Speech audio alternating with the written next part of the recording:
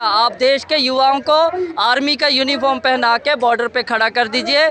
दिल्ली में संसद में बैठ के चाइना के खिलाफ कोई बयान दे दीजिए। वहाँ बॉर्डर पे मरेगा किसी किसान का बेटा, किसी मजदूर का बेटा। आप यहाँ बैठ के नकली आंसू निकाल के एक वीडियो बना के भेजिएगा। मैं आपके माँ बाप लोगों का बेटा पैदा करने के लिए, उनको पालने के लिए धन्यवाद। क्या पेरेंट्स भी इसका धन्यवाद करें कि वो जाके बॉर्डर पे मर जाए? इस देश की पॉलिसी की वजह से आपकी चाइना से नहीं पड़ती, आपकी पाकिस्तान से नहीं पड़ती, आपकी श्रीलंका के साथ नहीं बनती, तो आप लोगों को मरवाने के लिए भर्ती करिए। मोदी की सरकार इस देश के मेहनतकश लोगों की सरकार नहीं है। वो कॉरपोरेट्स के पैसे से बनी हुई, कॉरपोरेट्स की ईवीएम मशीन से बनी हुई कॉरपोरेट्स की सरकार है और वो उनके लिए काम कर रही है। और मैं ये भी बता देना चाहता हूँ, हमें मोदी सरकार से कोई उम्मीद नहीं। हम चाहते हैं कि इस पार्टी को सत्ता से उखाड़ के फेंका जाए। एक पार्टी जो इस देश के सेकुलरिज्म के लिए खतरा है, जो इस देश के काम करने वाले लोगों के लिए खतरा है, जो इस देश की यूनिटी के लिए खतरा है। अरे जिस देश के प्रधानमंत्री का नाम दंगाइयों में बोलता हो, जिसके ऊपर हज़ारों लोगों को कत्ल करवाने का इल्ज़ाम हो, वो सुप्रीम कोर्ट से आप कैसे भी क्लीन चिट ले लीजिएगा तो दामन साफ हो जाएगा। वो लोग जानते हैं जिन लोगों के परिवारों को कत्ल करवाया गया मोदी की सरकार में गुजरात में। वो लोग जानते हैं जिनको सीएए के नाम से आप लोगों ने उखाड़ फेंकने की बात की। ये वो सरकार है, मोदी उन लोगों को रिप्रेजेंट करता है जो पैसा कमाने वाले लोग, जो मेहनत करने वाले लोगों के साथ नहीं खड़ा होगा, पर जो लूटने वाले, जो कोरोना काल में 199 नंबर से तीसरे नंबर का सबसे दुनिया का अमीर बन जाए, उनकी गोद में बैठने वाली सरकार है। उसके बारे में मुझे से तो क्या, इनसे क्या, आप बीजेपी के किसी आदमी से पूछिएगा तो वो भी कॉलर के नीचे बोल देगा, हाँ भाई वो सबसे बड़ा इस देश में दंगाई अगर कोई है तो वो देश का प्रधानमंत्री है। बनेगा को लेकर के लगातार प्रदर्शन कर रहे हैं, क्या है ये बनेगा इस देश के यूथ को बचाने का प्रोग्राम है, जो ये इस बात को सुनिश्चित करता है कि पार्लियामेंट में एक कानून बने और वो कानून सब यूथ के लोगों को गारंटी करे। जो भी 18 साल का हो जाता है उसको गारंटी करे कि देश के एक कानून के तहत उसको रोज़गार मिलेगा। और ये हम मांग रहे हैं भगत सिंह के नाम से, क्योंकि भगत सिंह ने ये सोचा था कि इस देश में कोई भूखा नहीं मरेगा और अगर रोज़गार नहीं होगा तो लोग भूखे मरेंगे। तो भगत सिंह के नाम पे पूरे नेशन का employment guarantee act, which means Bhagat Singh national employment guarantee act, इस देश की संसद में पारित होना चाहिए। उस कानून के तहत सबको एम्प्लॉयमेंट मिलना चाहिए। सरकार तो लगातार कई ऐसे कानून लेके आए हैं जो मजदूरों के हित में बताया जा रहा है, तो आपको क्या लगता है? क्योंकि मोदी की सरकार इस देश के मेहनतकश लोगों की सरकार नहीं है। वो कॉरपोरेट्स के पैसे से बनी हुई, कॉरपोरेट्स की ईवीएम मशीन से बनी हुई कॉरपोरेट्स की सरकार है और वो उनके लिए काम कर रही है। और मैं ये भी बता देना चाहता हूँ, हमें मोदी सरकार से कोई उम्मीद नहीं। हम चाहते हैं कि इस पार्टी को सत्ता से उखाड़ के फेंका जाए। एक पार्टी जो इस देश के सेकुलरिज्म के लिए खतरा है, जो इस देश के काम करने वाले लोगों के लिए खतरा है, जो इस देश की यूनिटी के लिए खतरा है। अरे जिस देश के प्रधानमंत्री का नाम दंगाइयों में बोलता हो, जिसके ऊपर हज़ारों लोगों को कत्ल करवाने का इल्ज़ाम हो, वो सुप्रीम कोर्ट से आप कैसे भी क्लीन चिट ले लीजिएगा तो दामन साफ हो जाएगा। वो लोग जानते हैं जिन लोगों के परिवारों को कत्ल करवाया गया मोदी की सरकार में गुजरात में। वो लोग जानते हैं जिनको सीएए के नाम से आप लोगों ने उखाड़ फेंकने की बात की। ये वो सरकार है, मोदी उन लोगों को रिप्रेजेंट करता है जो पैसा कमाने वाले लोग, जो मेहनत करने वाले लोगों के साथ नहीं खड़ा होगा, पर जो लूटने वाले, जो कोरोना काल में 199 नंबर से तीसरे नंबर का सबसे दुनिया का अमीर बन जाए, उनकी गोद में बैठने वाली सरकार है। उसके बारे में मुझे से तो क्या, इनसे क्या, आप बीजेपी के किसी आदमी से पूछिएगा तो वो भी कॉलर के नीचे बोल देगा, हाँ भाई वो सबसे बड़ा इस देश में दंगाई अगर कोई है तो वो देश का प्रधानमंत्री है। रोजगार भी तो दे रहे हो। कौन सा, किसको? अदानी अंबानी को? इस देश के यूथ के लिए वेरी नाइस, बहुत अच्छा। आप देश के युवाओं को आर्मी का यूनिफॉर्म पहना के बॉर्डर पे खड़ा कर दीजिए। दिल्ली में संसद में बैठ के चाइना के खिलाफ कोई बयान दे दीजिए। वहाँ बॉर्डर पे मरेगा किसी किसान का बेटा, किसी मजदूर का बेटा। आप यहाँ बैठ के नकली आंसू निकाल के एक वीडियो बना के भेजिएगा। मैं आपके माँ बाप लोगों का बेटा पैदा करने के लिए, उनको पालने के लिए धन्यवाद। क्या पेरेंट्स भी इसका धन्यवाद करें कि वो जाके बॉर्डर पे मर जाए?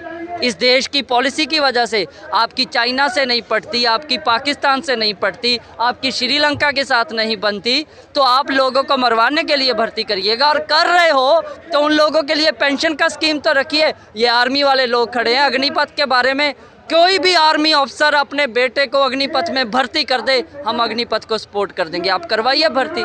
अरे जिसमें मरने के लिए आपको पेंशन तक नहीं मिल रहा, परिवार का कोई सिक्योरिटी नहीं है, उसमें करेगा।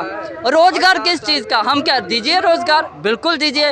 रोजगार देना है तो गारंटीड एम्प्लॉयमेंट दीजिए, ये शगुफा नहीं छोड़िए। सरकार ने आपको इसलिए चुना है तो वो 2 करोड़ नौकरी कहाँ गई? अगर 4 साल में इतने 4 साल का रोजगार देंगे, फिर 10 लाख रुपया भी देंगे, 2 करोड़ नौकरी कहाँ है? आप अग्निपथ में 2 करोड़ लोगों को भर्ती करके आरएसएस का दलाली टीम तैयार करना है ना, इसके खिलाफ है हम चाहते हैं इस देश के लोगों पे बॉर्डर पे मरवाने की बजाय स्कूलों में टीचर चाहिए, हॉस्पिटल में डॉक्टर चाहिए, कंपाउंडर चाहिए।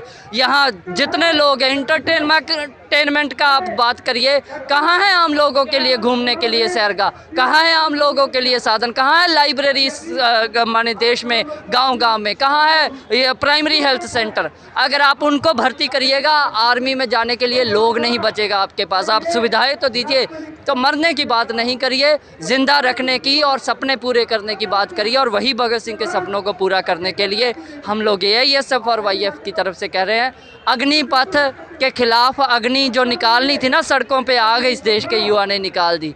बेवकूफ़ नहीं है इस देश का नौजवान, वो जानता है कि जान का खतरा लेके आपके परिवार का पीछे क्या बनेगा। हम उसकी सपोर्ट नहीं करते, आप ट्रेनों में आग लगा दीजिए, पर गुस्सा तो नोट करिएगा ना इस देश के यूथ का। आप 7 साल से सत्ता में बैठे हैं, 14 करोड़ नौकरी का वादा था, पर हर साल 2 करोड़ का।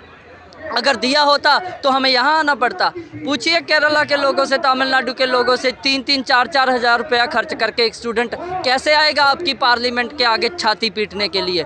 कब तक आएगा? तो क्या देश का नौजवान और स्टूडेंट भी जब तक किसानों की तरह पक्का धरना लगा के नहीं बैठेगा तब मानिएगा? तो वैसे करेगा इस देश का यूथ, क्योंकि हमारे सामने फ्यूचर का सवाल है। उस फ्यूचर को किसी भी कीमत पे हम खतरे में, अंधेरे में धकेलने नहीं देंगे। भगत सिंह ने शहादत का जाम पिया था ना, अशफाक उल्ला खान ने पिया था। ये दिल्ली की पुलिस 4 दिन से धमकियों के फ़ोन करती है, हम सेडिशन लगा देंगे, हम UAPA लगा देंगे अगर आप मार्च करेंगे। तो हुआ मार्च? कितने लोगों पे UAPA लगाइएगा? पूरे देश का 140 करोड़ लोगों पे UAPA लगा दीजिएगा?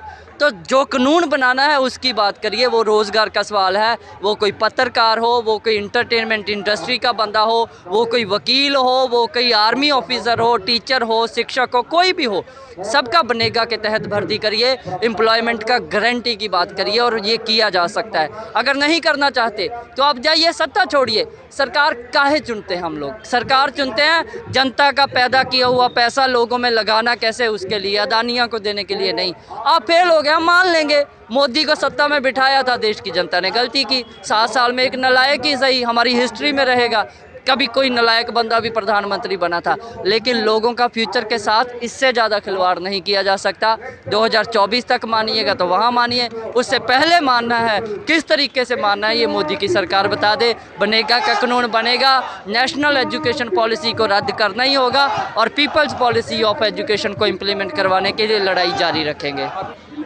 भगत सिंह रोज़गार गारंटी एक एक्ट बनवाने की हम बात कर रहे हैं, जिसको हमारे माननीय सांसद जी ने अभी राज्यसभा में बिल पेश करा था और हम उसके समर्थन में बाहर प्रोटेस्ट के लिए, प्रदर्शन के लिए आए हैं। ये है कि 18 साल के बाद जब कोई भी बच्चा, लड़का या लड़की, स्कूल या कॉलेज छोड़कर मैच्योर होता है माइंड से और प्रैक्टिकली हाथ पांव से वो काम करने के योग्य होता है, तो उसको काम देने की जिम्मेदारी सरकार की होनी चाहिए। सरकार चाहे वो स्टेट की हो चाहे वो सेंटर की हो, उनकी मैनेजमेंट की, सरकार की ये जिम्मेदारी होनी चाहिए कि हमारे हर साल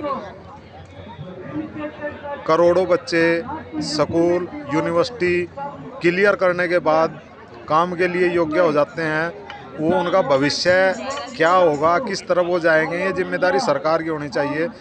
इसी के आधार पे बनेगा भगत सिंह रोज़गार का कानून। जो एक प्रारूप तैयार किया है उसमें ये है कि हर परिवार से, हर नौजवान को काम मिलने का प्रावधान है। उसमें नियम है कि किस आधार पे रोज़गार दिया जाएगा, किस कंडीशन में उसको रोज़गार मिलेगा, उसमें सारा एक प्रारूप है। उस एक्ट के तहत कोई भी नौजवान आने वाले टाइम में अगर वो लागू हो जाता है तो पूरे हिंदुस्तान के अंदर 18 साल से ऊपर होने के बाद सरकार की जिम्मेदारी बन जाएगी और उसको काम मिलेगा। ये प्रारूप का मसौदा जो है उसको हमने देखा है, समझा है, तब उसके लिए हमने उसको बिल को पास करवाने के लिए पार्लियामेंट मार्च किया। बनेगा एक ऐसा एक एक्ट की हम जो मांग कर रहे हैं जिसका नाम है Bhagat Singh national employment guarantee act, जिसका मतलब है कि भगत सिंह के नाम पे एक देश में रोज़गार की गारंटी करता हुआ कानून होना चाहिए।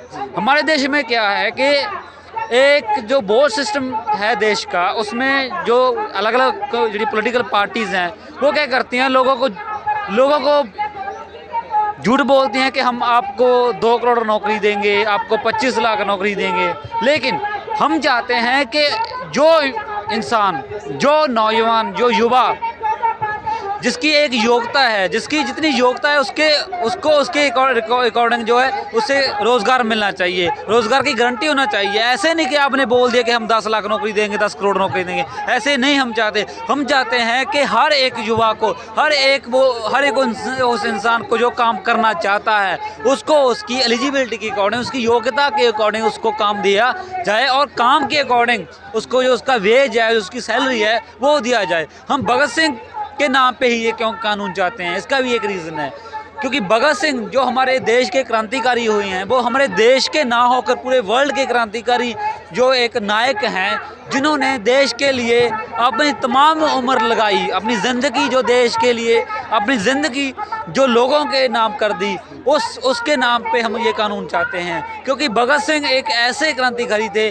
जो ये जानते थे कि हर एक युवा को रोज़गार कैसे दिया जा सकता है। भगत सिंह एक बात करते हैं, एक इनकलाबी जो उनका प्रोग्राम है और उसका जो मैन्युस्क्रिप्ट है उसमें एक बात करते हैं, उसका जो लास्ट वाला पॉइंट है उसमें बात करते हैं, भगत सिंह कहते हैं कि हम जब एम्प्लॉयमेंट क्रिएट करनी है तो जो वर्किंग आवर्स हैं, जिसमें हम काम कर रहे हैं, जिसमें पूरा हमारा जो मजदूर काम करता है, हमारे लोग काम कर रहे हैं, वर्किंग आवर जो है उसको according to the requirement they must be reduced, according to requirement they should be reduced, because अगर वो जो काम के घंटे हैं, वो जो काम की कानूनी लिमिट है उसको हम कम कर देंगे तो और एम्प्लॉयमेंट क्रिएट होगी। कैसे क्रिएट होगी? अब हम देखते हैं कि 8 घंटे की जो काम का समय है, 8 घंटे का जो काम दिहाड़ी का समय है, उसमें क्या होता है कि इंसान जो है 8 घंटे काम करता है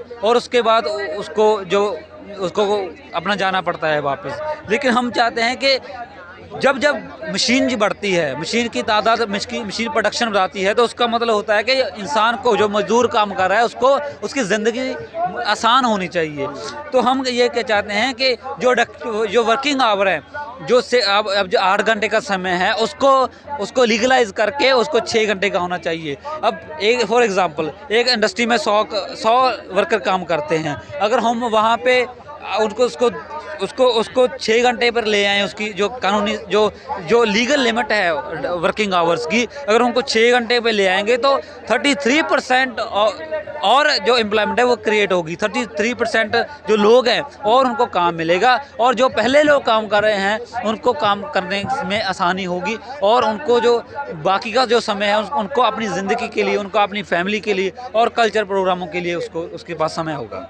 ये हमारा मकसद है कि बनेगा जो एक्ट है वो पार्लियामेंट में इम्प्लीमेंट होना चाहिए, इनएक्टमेंट उसकी होनी चाहिए। दूसरी बात, जो नेशनल एजुकेशन पॉलिसी है 2020 है, जिससे जो सेंट्रल गवर्नमेंट है, जिससे जो पूरी की पूरी स्टेट है वो एजुकेशन को इंडिया में तबाह करना चाहती है, हम चाहते हैं उसको वापस लिया जाए, उसको विदड्रॉ किया जाए, और हम पूरे देश के युवा को ये अपील करते हैं कि आओ आकर इस सत्ता को अपने हाथ में लें, सत्ता को लेकर इस समाज को वो ऐसा समाज बनाए जिसका सपना भगत सिंह देखते थे, जिसका सपना कार्ल मार्क्स ने देखा है, जिसका सपना कॉमरेड लेनिन ने देखा है, जिसका सपना कॉमरेड स्टालिन ने देखा है, जिसका सपना तमाम क्रांतिकारी लोगों ने देखा है, जिन्होंने अपनी ज़िंदगी अपने लोगों के लिए गुजार दी।